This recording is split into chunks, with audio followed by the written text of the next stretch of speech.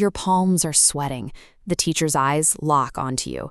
You open your mouth to conjugate that verb you studied for 3 hours last night, and your mind goes completely blank. For decades, language education has operated on a strict mechanical premise. You memorize vocabulary lists, drill grammar rules, and force yourself to speak perfectly from day one. Yet walk up to almost anyone who spent 4 years studying French or Spanish in high school and ask them for directions. Most will freeze. They put in the hours, passed the exams, and still cannot hold a basic conversation. When a system produces decades of failure despite massive effort, the problem isn't the students. The traditional classroom model completely ignores how the human brain is actually wired to acquire language. Schools treat languages like mathematical equations. They hand you a textbook and expect you to actively solve for the right sentence by mechanically interlocking different verb tenses and grammatical cases. But demanding that you speak before your brain has gathered enough natural data creates a biological bottleneck. You spend all your mental energy translating word by word, which stalls the learning process entirely. If your study sessions leave you exhausted, sweating, and miserable, you are doing it the hard way. Biological efficiency shouldn't feel like suffering. In the 1970s, linguist Stephen Krashen proposed a completely different model called the input hypothesis. He argued that we acquire language in exactly one way, by understanding messages. He called this comprehensible input. It means immersing yourself in content that is just slightly above your current level, where you can figure out what is going on through visuals and context, even if you don't know every single word. Deep inside your brain is a specialized network Krashen calls the language acquisition device. It doesn't care about the grammar exercises you complete. It only wakes up and begins organizing patterns when you passively absorb messages you actually understand. True acquisition is a one-way street.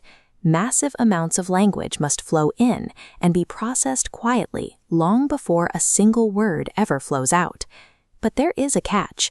You can listen to thousands of hours of Spanish or Japanese and still learn nothing if you hate what you are watching.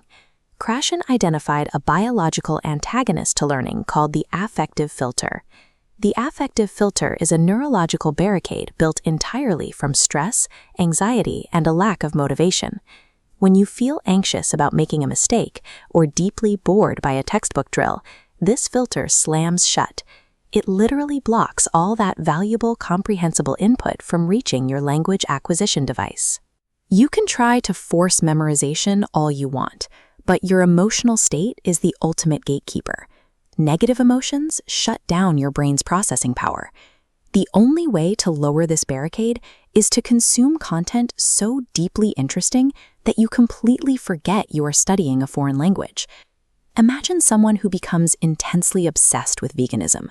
They want to read every single book on the topic, but the best resources happen to be in English, which isn't their native language. Because they desperately want to know what the author is saying, their brain's focus shifts entirely to the message. The English language simply becomes a transparent tool to get to the information they crave. In this state of genuine curiosity, the affective filter drops to zero. The target language slips right past the barricade and into the subconscious. The fastest route to fluency is finding an existing personal obsession and using your target language to explore it.